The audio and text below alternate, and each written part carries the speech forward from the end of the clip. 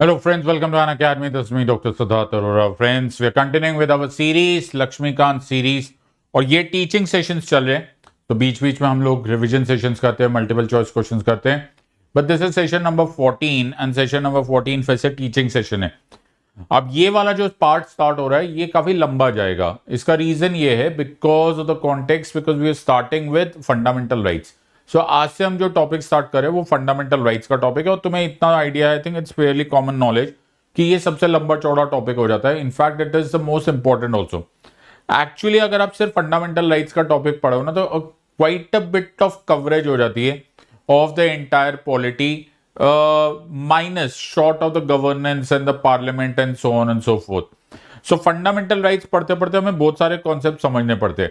So pay very close attention, एक एक line को ध्यान से देखना, राइट. और मैं कोशिश करूंगा कि ऑल्दो हम लोग यूट्यूब पर है एंड यूट्यूब पर it becomes very difficult at times to know कि तुम्हें क्या समझ में आ रहा है क्या नहीं समझ में आ रहा है. But I still give a honest attempt at that. तुम मुझे टेलीग्राम पे ज्वाइन करना चाहते हो तो you can join me on Telegram channel. खबर ऐसे उल्टी सीधी आ रही है कि टेलीग्राम चैनल के साथ कुछ हो सकता है इन द नियर फ्यूचर. अगर ऐसा कुछ हुआ तो मैं इसी चैनल पर अभी आप ज्वाइन कर लो, और मैं उसी पर एक व्हाट्सएप चैनल है उसको भी मैं आपको लिंक शेयर कर रहा हूं. Might as well join that. Idea ये है कि हमारी कम्युनिकेशन होनी चाहिए, चाहे वो टेलीग्राम हो चाहे व्हाट्सएप हो, right. So make sure that you are a part of Telegram channel for the time being here. So तुम्हें अब तक अंदाजा हो गया होगा कि लक्ष्मीकांत से पढ़ाने का एक तरीका है, एक रीजन है. और वो रीजन ये है कि अंडर नो सर्कमस्टांसेस हम उस पुरानी आदतों को छोड़ पाएंगे जो हम लोगों को स्कूल के टाइम मिली. हमें स्कूल में बुक्स पढ़ने की आदत हो गई थी, कॉलेज में बुक्स पढ़ी.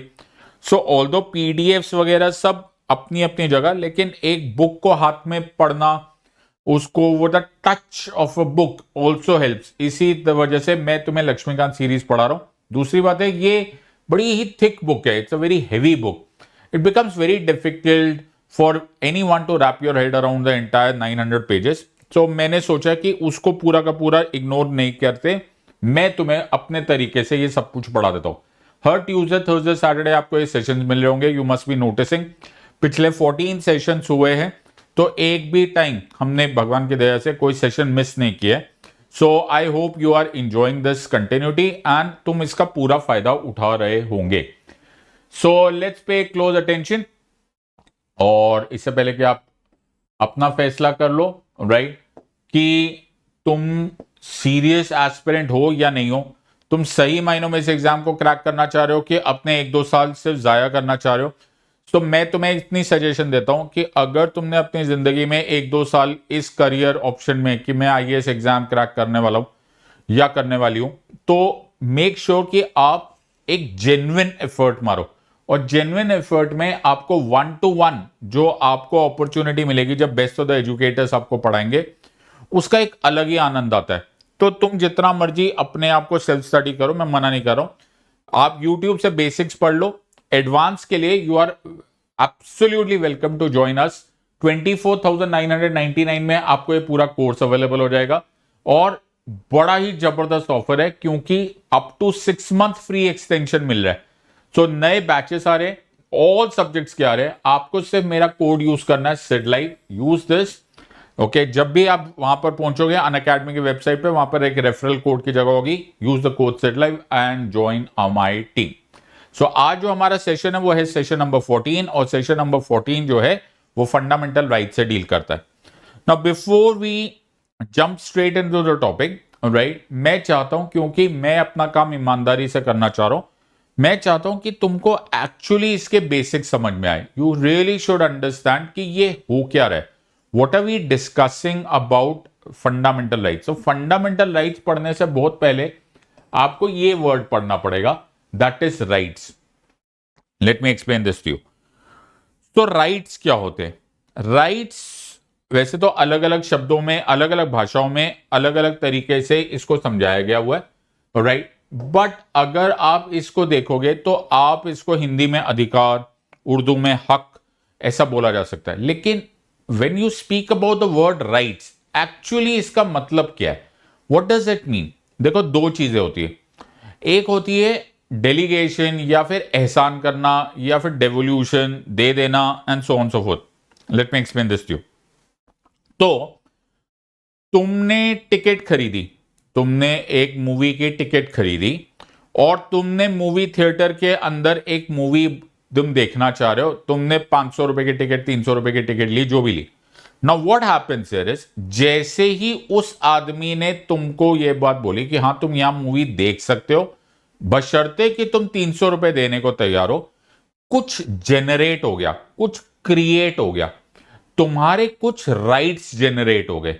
इन अदर वर्ड्स, तुम्हारी कुछ एक तरह से अब वो जबरदस्ती है कि भाई अब तेरे को, तूने 300 रुपए ले लिए, तो अब भाई तेरी कॉन्ट्रैक्चुअल ऑब्लिगेशन बन गई है। ओके, तो तेरी वजह से कुछ लीगल राइट्स बन गए कि भाई अब तो तुझे मुझे मूवी देखने ही देना ही पड़ेगी। Now this is what is called as claim, दावा। तो थोड़ी भाषाएं समझो, समझने की कोशिश करो। Sit back, relax and understand this is kind of something that most people don't teach, और जो लोग ज्यादातर समझते भी नहीं। So let's take another example, right. So मैं एक नागरिक हूं, इस कंट्री का नागरिक हूं। इस कंट्री में इस कंट्री का जो मेथड ऑफ गवर्नेंस है वो डेमोक्रेसी है, प्रजातंत्र है। यहां पर बोला गया यूनिवर्सल एडल्ट सफराज, यहां पर रिप्रेजेंटेशन ऑफ पीपल्स एक्ट है, यहां आर्टिकल 326 ऑफ द कॉन्स्टिट्यूशन है। तुम 18 साल से उम्र में बड़े भी हो, तुम्हारी और कोई डिस्क्वालिफिकेशन भी नहीं है, तुम जा रहे हो वोटिंग करने, तुम चाहते हो कि मैं लोकसभा के या विधानसभा के चुनाव में वोटिंग करूं, अब तुम्हें रोका नहीं जा सकता। ये क्या बात हुई? यस, अब वो एहसान नहीं है, अब वो दया नहीं है कि यार तुमको वोटिंग करने दी जाए, तुम्हें मतदान करने दिया जाए। तुम बोलोगे नहीं, ये मेरा अधिकार है, ये मेरा राइट है, ये मेरा हक है, ये मेरा क्लेम है, ये मेरा दावा है। This is called as right. Right एक ऐसा स्ट्रॉन्ग ग्रास्प होता है कि ये तो मेरा ही है, right. So this is my zone. So ये राइट्स का जो कॉन्सेप्ट है, इसको समझने के लिए आपको पहले एक बहुत पुरानी कहानी समझनी पड़ेगी, जिस कहानी में आपको ये राइट्स नहीं मिला करते थे। तो जो राइट्स वर्ड थे, this is relatively late in the day, इतना आराम से आया नहीं है। एक जमाना ऐसा होता था जब सारी की सारी ताकत राजाओं के पास, मोनार्क्स के पास, इसलिए उसको नाम शहंशाह, जहांपनाह, सम्राट, एम्परर, ये जो वर्ड्स थे, इन वर्ड्स का महत्व था, इन वर्ड्स का मतलब था कि सारी पावर इनके पास ही थी। All the powers was here. इस कॉन्सेप्ट को बोला जाता है रेक्स लेक्स। रेक्स लेक्स का मतलब होता है दो किंग होता है, रेक्स इज द लॉ, जो उसने बोल दिया वही है कानून, वही है विधान, and that is how the things will function. अब इसके ऑपोजिट कौन खड़ा था? इसके ऑपोजिट, तो राजा के ऑपोजिट खड़े हुए हैं जो प्रजा है, सिटीजन्स खड़े। Now please understand a very important difference. So राजा ने बोला जो मैं दूंगा वो तुम्हारा, जो मैं नहीं दूंगा वो तुम्हारा नहीं। तो राजा को लगा कि नहीं यार, इस बार ना मैं चाहता हूं कि इस प्रजा ने जो भी गेहूं उगाया है, जो भी धान उगाई है, जो भी क्रॉप है, सब मेरे पास होना चाहिए। रिगार्डलेस ऑफ कि तुमने सारी मेहनत की है, रिगार्डलेस कि पैसा भी तुम्हारा लगा है, रिगार्डलेस कि तुमने धूप में मेहनत की है, it does not matter, because वो एक्चुअली तुम्हारा क्लेम नहीं है, तुम्हारा दावा नहीं है, तुम्हारा हक नहीं है, तुम्हारा अधिकार नहीं है। क्यों नहीं है? क्योंकि तब ये वाला जमाना ही नहीं था कि जिन राइट्स, इन अधिकारों को, इस हक को रिकॉग्नाइज किया जाए। उस टाइम पे किसी राजा का दिल किया, बड़ा अच्छा दिल का राजा था, राजा ने बोला नहीं यार, प्रजा बेचारे ने बड़ी मेहनत करी है, ओके, बेचारों के पैसे लगे हुए, राइट, मैं इसका ये हक नहीं मारूंगा, तो वो नहीं मारेगा। दूसरा वाला राजा आया, वो दुष्ट राजा था, दुष्ट राजा ने बोला नहीं, मैं तो जो मेरा मन करेगा मैं वो प्रजा से छीन लूंगा, तो वो ले भी सकता है। इन अदर वर्ड्स, तुम्हारे लिए कोई अल्ट्राटेक सीमेंट की दीवार नहीं बनी हुई, there is no line which is surrounding, there is no Lakshman rekha which can not be cross. So वो किया जा सकता था। जब भी ऐसा होगा ना माय डियर फ्रेंड्स, ऐसा जब भी ऐसा होगा कि जब सारी ताकत एक ही में चली जाएगी, कॉन्सेंट्रेशन ऑफ पावर होने लग जाएगी, इसको बोलते सारी ताकत एक ही के पास जाने लगे, तो एक बात याद रखना, ये रेड फ्लैग है, ये वार्निंग साइन है। क्यों? क्योंकि अब भयंकर काम होने वाले। क्या होने वाले? जब भी एक किसी अथॉरिटी के पास, जब भी एक किसी अथॉरिटी के पास सारी ताकत चली जाती है, तो वो उसका दुरुपयोग करता है, वो उसका अब्यूज करता है। ऐसा ही होने लग गया। राजा लोग जब इतने ज्यादा ऐसा अत्याचार करने लगे, क्योंकि तुम्हारे राइट्स को तो कोई मान ही नहीं रहा था, तो सारा का सारा, ना सिर्फ राजा, राजा के मंत्री, मंत्री के संतरी, सब लोग ये मिलकर दुरुपयोग करने लग गए, पावर्स को धीरे धीरे मिसयूज करने लग गए। ऐसे हालात में हमेशा जिसका सबसे बुरा होता है वो होता है सिटीजन। जो नागरिक होता है वो बेचारा मार खाता है, सबसे ज्यादा दुख उसी के ही शुरू हो जाते।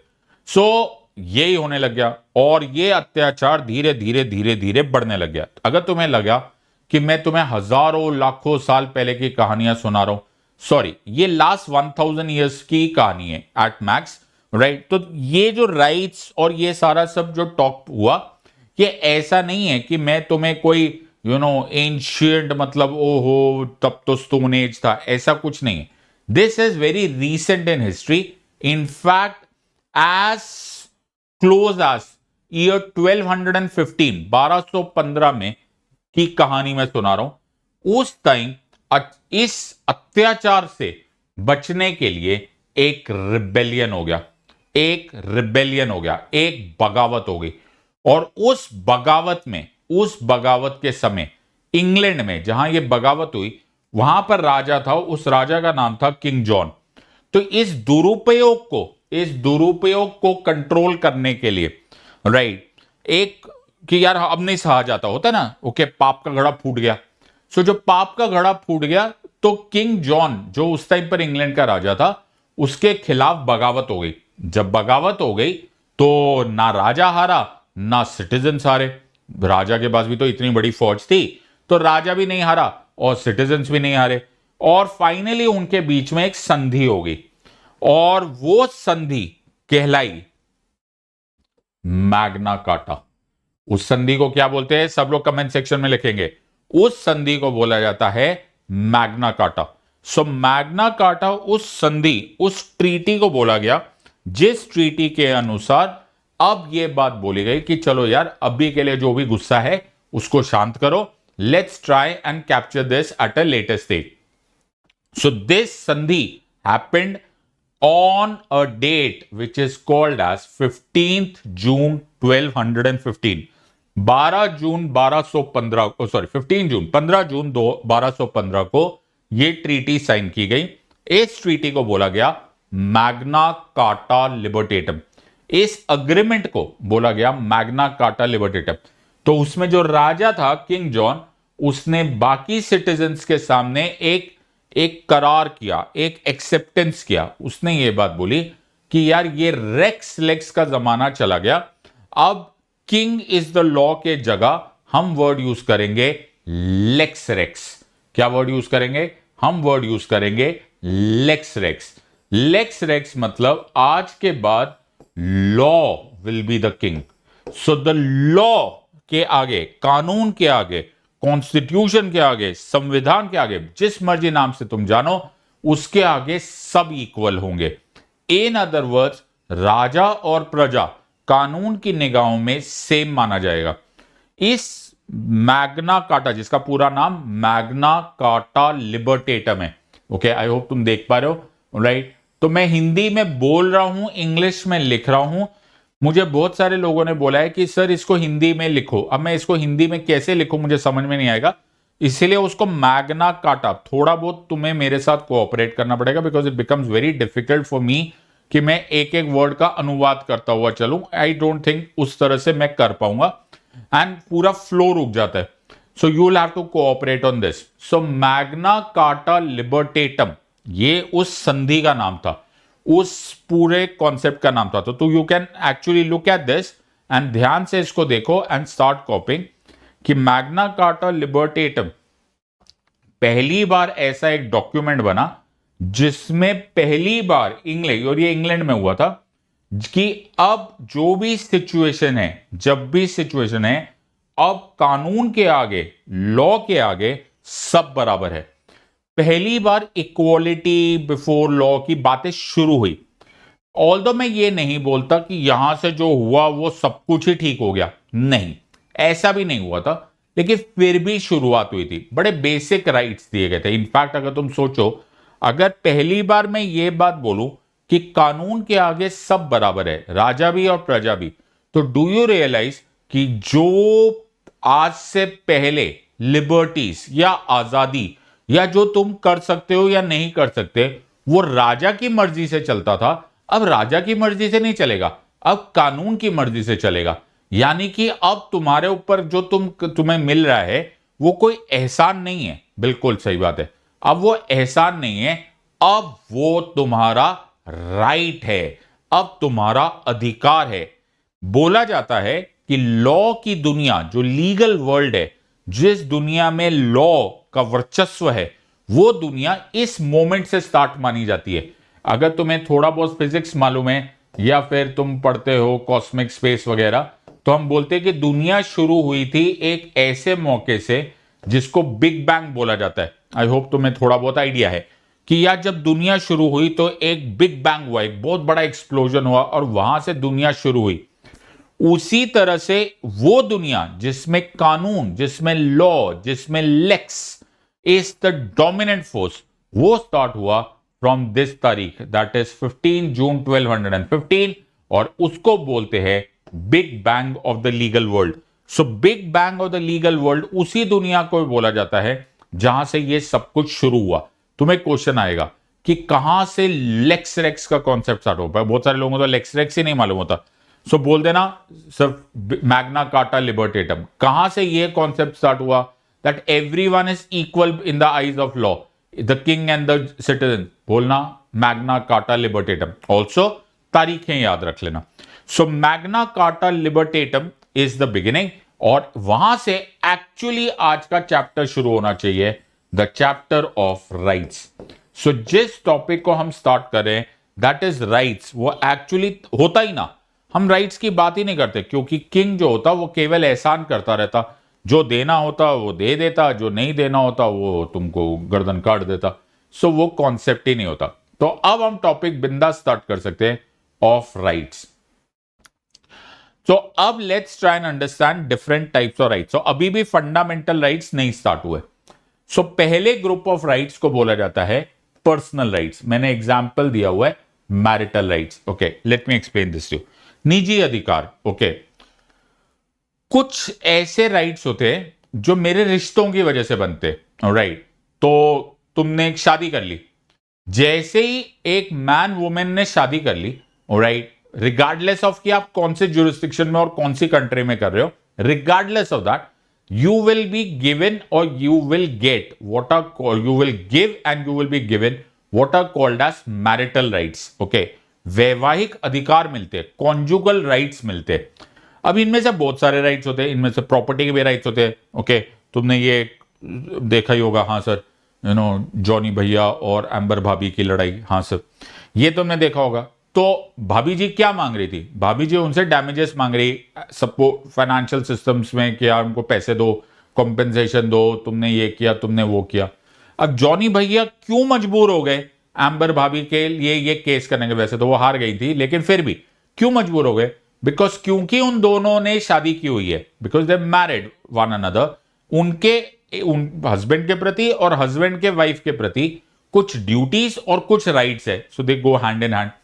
इसीलिए उनको देना पड़ेगा, या फिर वो केस तो कम से कम लड़ना पड़ेगा। तुमने कई बार देखा होगा, राइट, बड़े बड़े जब फिल्म स्टार्स होते हैं तो बोलते हैं जी उनके ना डिवोर्स हो गया, तलाक हो गया, और उसने कितने 100 करोड़ रुपए उनको कॉम्पेंसेशन में दिया। अब तुम सोचो क्यों दिए यार, शादी तो की थी। नहीं, सिर्फ शादी नहीं की थी, शादी होते ही there are certain rights which are called as personal rights. The same could also be spoken about on the context of कि तुम्हारे पिताजी के साथ। यस, तो आप पापा जी ने 100 करोड़ की प्रॉपर्टी बना दी, ओके, बेटा जी अभी से पैदा ही हुए, बेटा जी पैदा हुए, हाँ बेटा जी ने अभी कुछ किया नहीं है लाइफ में, लेकिन बेटा जी का पिताजी के प्रॉपर्टी के ऊपर ऑलरेडी राइट जनरेट हो गया। क्यों? पर्सनल राइट्स है।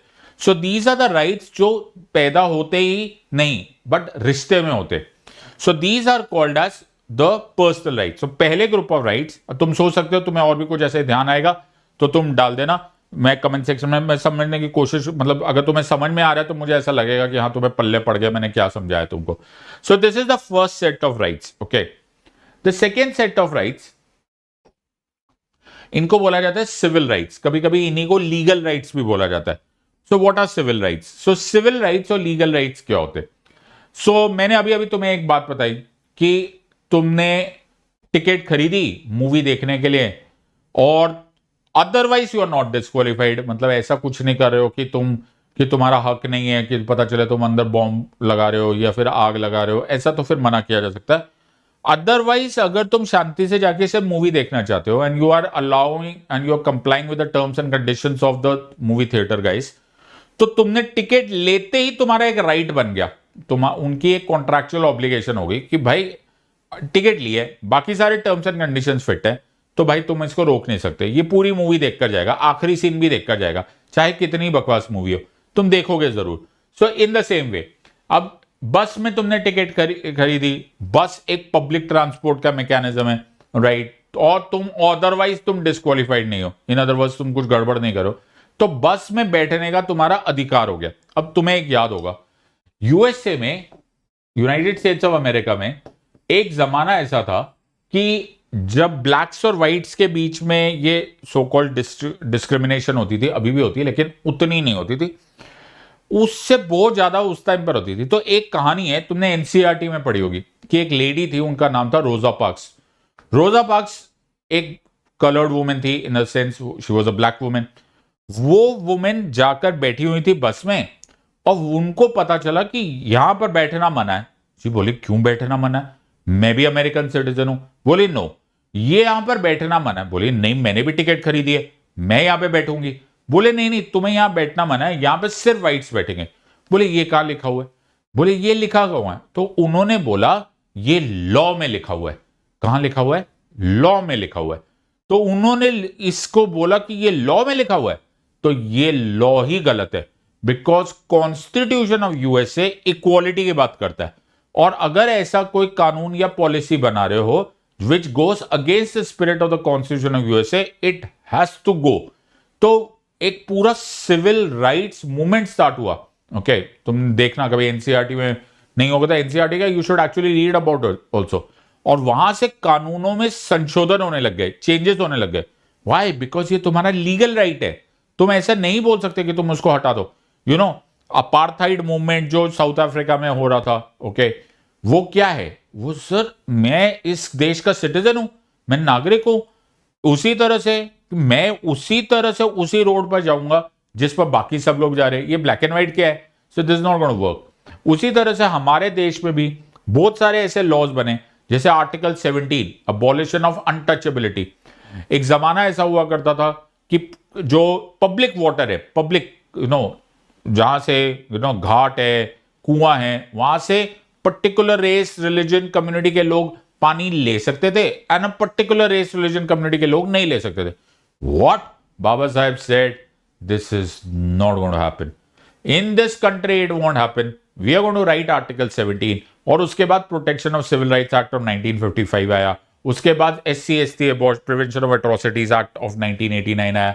बोले ये मजाक है क्या? You can do this. So these are all legal rights. वैसे ही तुम प्रॉपर्टी खरीदते हो, तुमने 5 करोड़ रुपए दिए, तुमने बोला यार मैंने ना ये घर खरीद लिया, और जैसे ही तुमने 5 करोड़ खरीद लिए ट्रांसफर ऑफ प्रॉपर्टी एक्ट में या रजिस्ट्रार्स एक्ट में, रजिस्ट्री एक्ट में, भाई ये तुम्हारी जमीन हो गई, ये तुम्हारा है, रियल एस्टेट। इसको वर्ड ही इसलिए बोला गया। ये कौन से राइट्स है? ये लीगल राइट्स है। मैं समझा पाया? Now you have to be very clear on this part. ये इतना आसान नहीं है।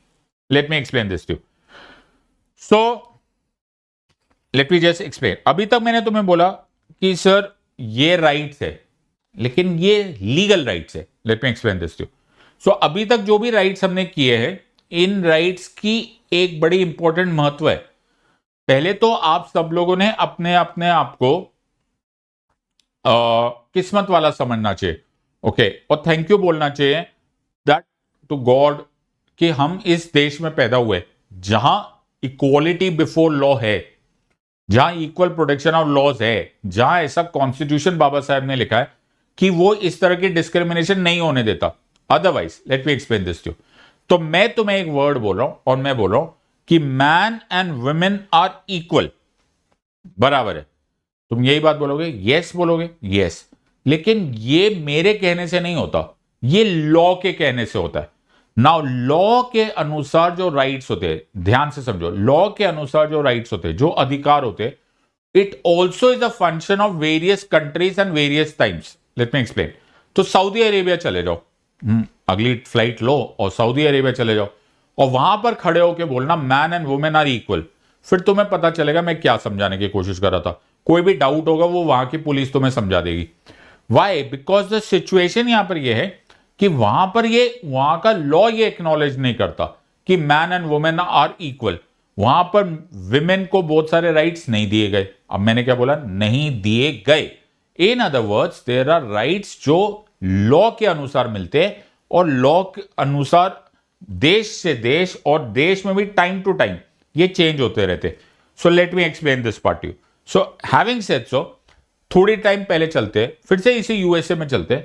ऐसे ये लोग अपने आपको बड़े लिबर्टी वाले मानते हैं, बड़े एडवांस मानते हैं। तुम्हें मालूम है 1919 तक, 1919 वर्ष 1919 तक वहां की विमेन को वोटिंग राइट्स नहीं थे। विमेन को, वहां की औरतों को, महिलाओं को वोटिंग राइट्स नहीं थे। ये क्या बात हुई? तुम ऐसे तो बड़े जोर जोर से चिल्ला रहे थे कि men and women are equal, लेकिन लॉ वक्त वक्त के साथ बदलता है, राइट? सो वहां पे वोटिंग राइट्स नहीं थे, राइट? मैंने अभी तुम्हें थोड़ा बोला all the way till 1960s, जब तक सिविल राइट्स मूवमेंट आया तब तक ब्लैक्स एंड व्हाइट्स के बीच में डिस्क्रिमिनेशन था उसी कंट्री में जिसको हम यूएसए बोल रहे हैं। सो ऑल एंड ऑल ये लॉज जो होते हैं, उन लॉज के अनुसार लीगल राइट्स आते हैं, उन लॉज के अनुसार लीगल राइट्स मिलेंगे या फिर नहीं मिलेंगे।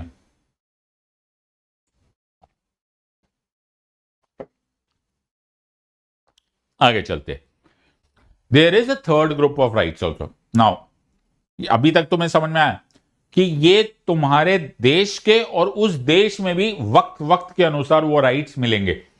There is a third group of rights जिनको बोला गया नेचुरल राइट्स। ये क्या है? नेचुरल राइट्स ऐसे होते हैं जो हमारे पैदा होते ही, जस्ट बाय द वर्च्यू और द फैक्ट कि हमने जन्म लिया, हमारे अंदर जान आ गई, लाइफ आ गई, हम उसको अपने राइट्स मान सकते हैं। The very basic right amongst them is the right which is related to birth, या फिर जिंदगी का, लाइफ का। आजकल तुमने पढ़ा होगा रो वर्सेस वेड केस था, यूएस में बड़ा फेमस हुआ था, अबॉर्शन से, गर्भपात से रिलेटेड। अब ऐसा बोला जाता है मेडिकली कि बच्चा माता की वूम में होता है, ओके, तभी भी उसके अंदर हार्ट बीट आने लगती है, लाइफ आने लग जाती है। सो इस पर आर्ग्यूमेंट्स हो रही है, राइट, और इस पर बहस हो रही है कि क्या ये जो बच्चा अभी जन्म भी नहीं लिया, अभी बाहर भी नहीं आया है, ये मम्मी के वूम में ही है, तो क्या ये इसके पास जीने का अधिकार है या नहीं है? Now this is a very advance thought, सोचने वाली बात है, and you may have an answer, you may have an opinion on this. Now my position here would be different from your position, but it doesn't matter. Matter ये करता है कि उस country के लॉ और लॉ मेकर्स के opinion में इस राइट की क्या पोजीशन है। तो जैसे इंडिया में गर्भपात अलाउड है only after a particular time period, right, और rather only before a particular time period, after a particular time period only in exceptional circumstances. कुछ ऐसी कंट्रीज है जहां पर अबॉर्शन अलाउड ही नहीं है, and there might be some other countries also जहां पर अबॉर्शन को कोई रोक टोक नहीं है। So either ways it depends upon law to law. Now this is where I am coming. तो मैंने तुम्हें लग रहा होगा मैं तुम्हें सिर्फ याद करवा रहा हूं, मैं तुम्हें याद नहीं करवा रहा हूं, मैं तुमको समझा रहा हूं and to get the context of it. तो अभी तक हमने क्या क्या कर लिए सर? हमने कर लिए नेचुरल राइट्स, हमने कर लिए लीगल राइट्स, हमने कर लिए पर्सनल राइट।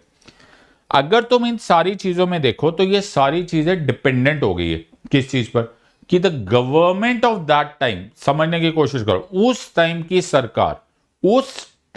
सरकार, उस देश में उस टाइम की सरकार उसको मानती है या नहीं मानती, रिकॉग्नाइज करती है या नहीं करती। आई होप तुम्हें ये बात समझ में आ गई है।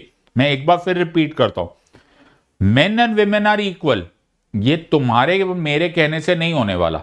ये इस बात पर डिपेंड होने वाला है कि मेरी सरकार इस बात को मानती है या नहीं मानती, मेरा पार्लियामेंट इस बात को मानता है या नहीं मानता, मेरा सुप्रीम कोर्ट इस बात को मानता है या नहीं मानता।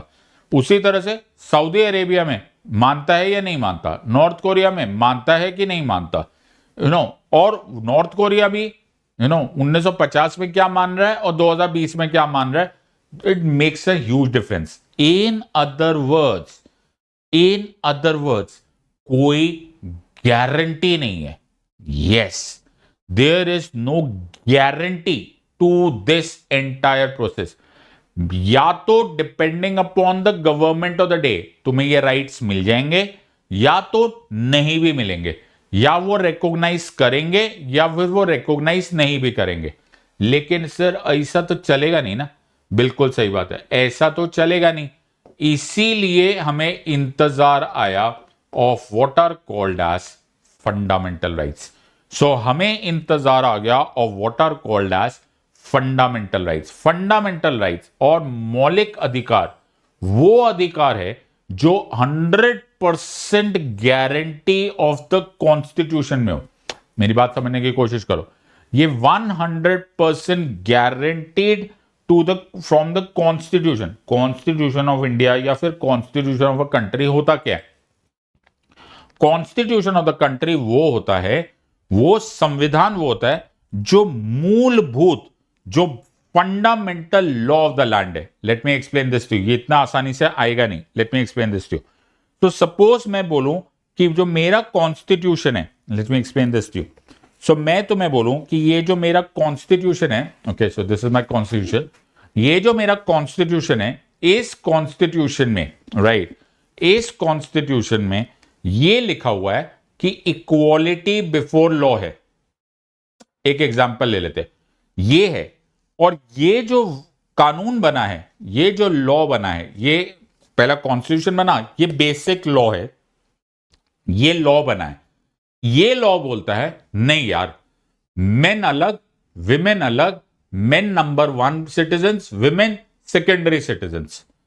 तो मैं क्या बोलूंगा, मैं बात बोलूंगा कि ये जो लॉ है ये इस कॉन्स्टिट्यूशन के स्पिरिट में नहीं है, ये कोई और धुन में है, ये कोई और धुन में। और क्योंकि मेरी धुन जो है वो बेसिकली कॉन्स्टिट्यूशन के अनुसार होनी चाहिए, मैं इस लॉ को अनकॉन्स्टिट्यूशनल बोलूंगा, गैर संवैधानिक बोलूंगा, बिकॉज ये इस कॉन्स्टिट्यूशन की धुन के अनुसार जा रहा है। So try and understand this part, सबको समझने की कोशिश करो। तो मैं फुटबॉल खेल रहा हूं, तो जो फुटबॉल है उसमें बोला जाएगा कि यार किक मारो, बॉल जानी चाहिए गोल के अंदर। तो इस गेम का ये मूल यानी कि मौलिक यानी कि फंडामेंटल रूल है। लेकिन अगर मैं उसी रूल को यूटिलाइज करूं हॉकी में, तो मेरे पांव पर बॉल लग गई तो कैरेट हो जाएगा। अरे ये क्या हो गया यार, ये तो नहीं चलेगा। तो वहां का जो मौलिक या फिर फंडामेंटल रूल्स है वो अलग है। तो अगर मैं फुटबॉल खेल रहा हूं तो मुझे यहां के फंडामेंटल रूल्स फॉलो करने हैं, मैं हॉकी खेल रहा हूं तो वहां के फंडामेंटल रूल्स फॉलो कर रहे हैं। अब तुम्हें समझ में आ रहा है मैं क्या बोल रहा हूं, कि सऊदी अरेबिया में जाओगे तो सऊदी अरेबिया के अपने मौलिक रूल्स है, वहां का अपना कॉन्स्टिट्यूशन होगा। यूएसए जाओगे तो वहां का अपना कॉन्स्टिट्यूशन होगा। इंडिया आओगे तो इंडिया का अपना कॉन्स्टिट्यूशन होगा, and so on and so forth. अब जो भी कॉन्स्टिट्यूशन बना, so let's get back to this, okay. अब जो भी कॉन्स्टिट्यूशन बना, ये कॉन्स्टिट्यूशन मेरे सर माथे पे है। Please try and understand, this is on my सर माथा, this is lex rex, law is the king, that is the context. इससे ऊंचा कुछ नहीं है, प्लीज पे क्लोज अटेंशन, इससे ऊंचा कुछ नहीं है। संविधान, मेरा आईन सबसे बड़ा सुप्रीम है, constitution is the supreme law of the land.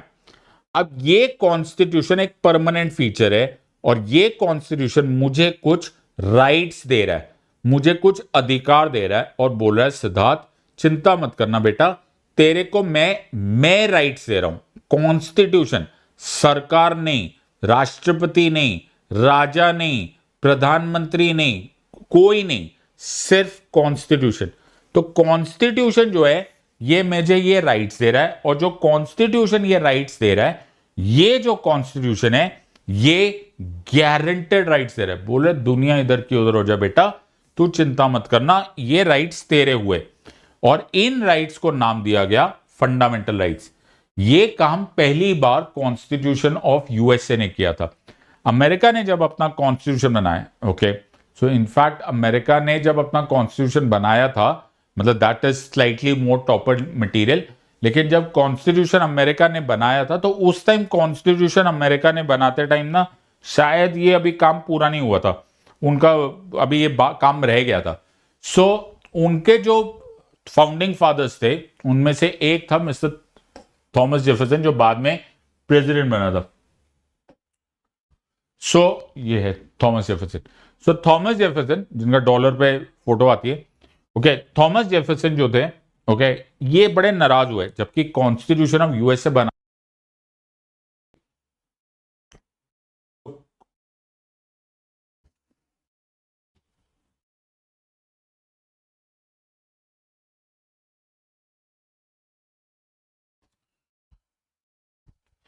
तो कॉन्स्टिट्यूशन बनाना ही अपने आप में बहुत बड़ी चीज थी, लेकिन उस कॉन्स्टिट्यूशन को जब बनाया गया, राइट, तो थॉमस जेफरसन बड़े खुश नहीं हुए। तो थॉमस जेफरसन, भाई आप क्यों नहीं खुश हो रहे? ओके,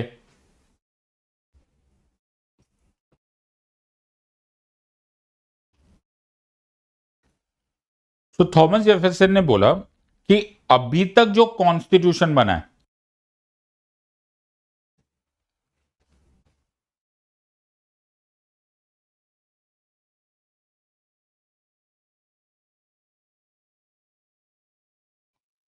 अभी तक जो कॉन्स्टिट्यूशन बना है, sorry there has been slight disturbance, okay, उसमें पावर तो मिल गई है, सरकार क्या क्या कर सकती है ये तो पावर मिल गई है, लेकिन सरकार क्या क्या नहीं कर सकती, यानी कि जो सिटीजन्स का दावा है, जो सिटीजन्स का अधिकार है, उसके बारे में कोई बात नहीं हुई। तो उन्होंने क्या बोला, तो if you can read this, लिखा it specified what the government could do but did not say what it could not do.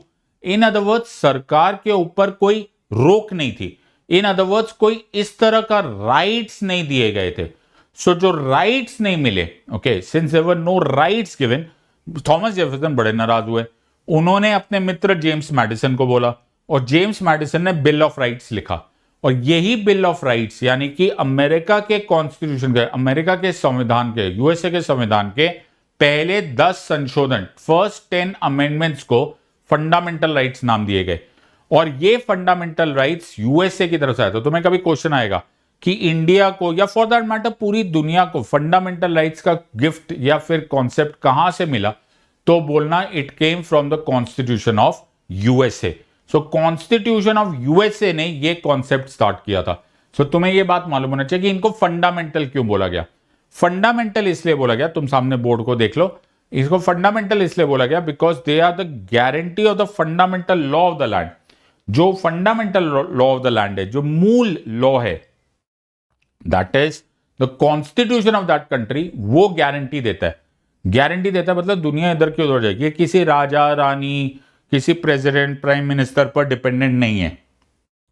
और ये अगर फंडामेंटल लॉ नहीं मिला तो क्या होगा बेटा? अगर ये फंडामेंटल लॉ नहीं मिला ना, तो तुम्हारी जो शख्सियत है, तुम्हारी जो पहचान है, उसको स्टेट कभी भी बर्बाद कर सकता है।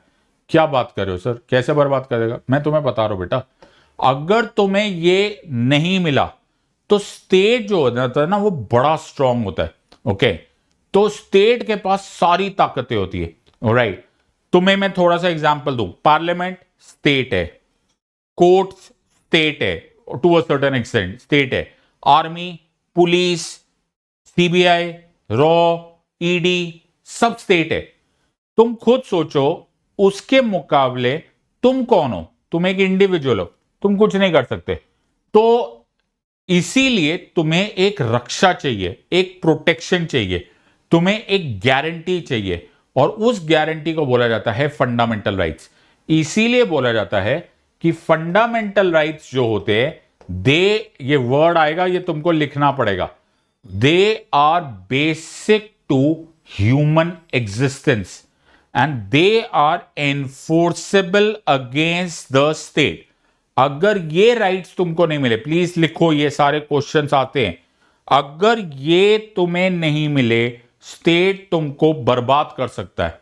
तुम्हें पता भी नहीं चलेगा कि कब तुम्हारी एग्जिस्टेंस ही खत्म कर दी जाए। पता चला तुम्हें जेल में डाल दिया, ओके, जो जेल में डाल दिया, हाँ, बिना पूछे।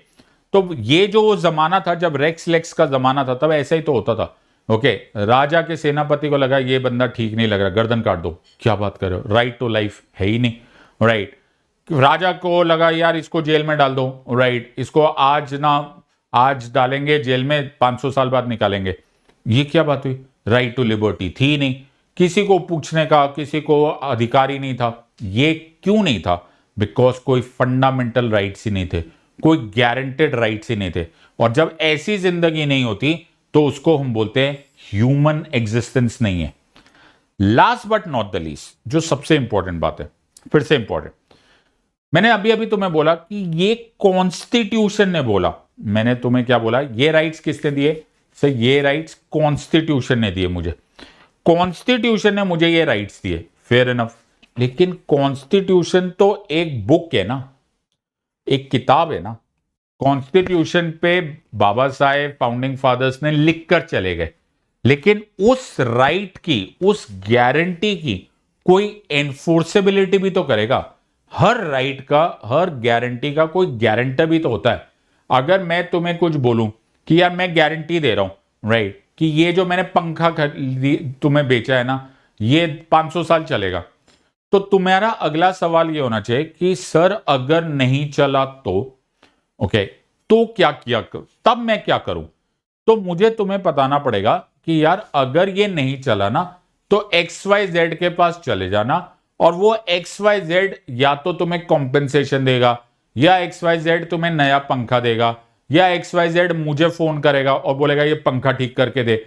आइदर वेज इस गारंटी की इज्जत रखने वाला कोई होना चाहिए, मान रखने वाला होना चाहिए। तो हमारा जो कॉन्स्टिट्यूशन है, हमारा जो कॉन्स्टिट्यूशन काम करता है, राइट, वो कॉन्स्टिट्यूशन तो लिख दिया, लेकिन उस कॉन्स्टिट्यूशन की मान कौन रखेगा? उस कॉन्स्टिट्यूशन को इंश्योर कौन करेगा कि जो उसमें लिखा है, जो अधिकार वो दे रहा है, वो फॉलो होंगे, उनका मान रखा जाएगा? वो है the Supreme Court of India. India में वो काम करेगा द सुप्रीम कोर्ट, या obviously to a certain extent even the High Court, but primarily the Supreme Court. Highest court तो सुप्रीम कोर्ट है। तो सुप्रीम कोर्ट जो है, ओके, द सुप्रीम कोर्ट जो है, इसको बोला जाता है the custodian of the constitution of India. ये 2015 में क्वेश्चन आया था। Custodian of the constitution of India के मतलब ये वो मान रखेगा। अब ध्यान से सुनो, अब तुम्हारा एक फंडामेंटल राइट है, तुम्हारा एक मौलिक अधिकार है, फिर से ये बोल लेते हैं इक्वालिटी वाला, राइट, और स्टेट ने वो राइट, ध्यान से देखो, सबसे ऊपर कौन है? सबसे ऊपर है कॉन्स्टिट्यूशन, फिर कौन है? फिर है सरकार या स्टेट्स, पार्लियामेंट, जो मर्जी। आज स्टेट ने तुम्हारे से वो राइट जो कि कॉन्स्टिट्यूशन ने गारंटी किया था, इक्वालिटी, वो ले लिया। क्या फिर ऐसा कोई लॉ बना दिया which is against the spirit of right to equality? तुम क्या करोगे? तुम भाग कर जाओगे सुप्रीम कोर्ट, और सुप्रीम कोर्ट में जाकर बोलोगे माय लॉर्ड मेरा राइट, और सुप्रीम कोर्ट में बोलोगे माय लॉर्ड मेरा राइट, मेरा राइट कहां चला गया? मेरे कॉन्स्टिट्यूशन का ये राइट मुझे वापस दीजिए। इन other words, please enforce my right. Word क्या बोलोगे? वर्ड बोलोगे please enforce my right, enforce my right. तो ये राइट क्या हो गया? ये राइट हो गया एनफोर्सेबल। ये क्या हो गया? Directly enforceable. क्या हो गया? Directly enforceable by the court. लिखो ये लाइन, ये हो गया directly enforceable through the court. ये वर्ड लिखो, यानी कि मुझे स्टेट के पास दोबारा नहीं जाना, मुझे पार्लियामेंट के पास दोबारा नहीं जाना कि यार तुमने मेरा राइट ले लिया, वापस दे दो मुझे, क्योंकि वो उससे मेरा मतलब नहीं है। मेरा मतलब डायरेक्टली मेरे कॉन्स्टिट्यूशन से था, और उस कॉन्स्टिट्यूशन के अनुसार वो राइट मुझे मेरा कोर्ट दे देगा। कोर्ट बोलेगा सिद्धार्थ इंडिविजुअल है, ये इंडिया का सिटीजन है या पर्सन है, डिपेंडिंग अपॉन कौन सा राइट है, तुमने इसका एग्जिस्टिंग राइट जो कि कॉन्स्टिट्यूशन ऑफ इंडिया ने इसको दिया हुआ है वो तुमने ले लिया है, हम ऐसे होने नहीं देंगे। ऐसी कंडीशंस को बोला जाता है जस्टिसिएबल। क्या बोला जाता है ऐसी कंडीशन को? ऐसी कंडीशन को बोला जाता है जस्टिसिएबल। ये जस्टिसिएबल है।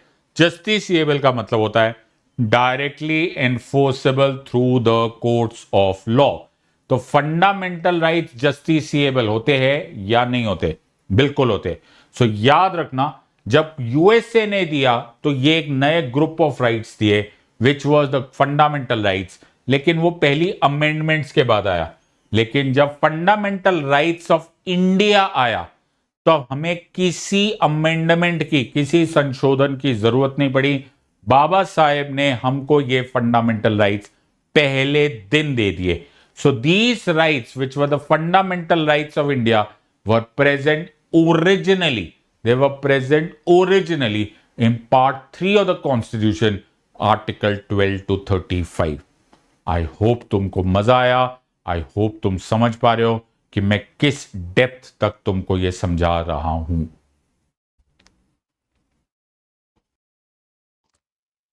सो I hope you have enjoyed, और इसी तरह से हम धीरे धीरे सारे के सारे फंडामेंटल राइट्स के टॉपिक खत्म करेंगे।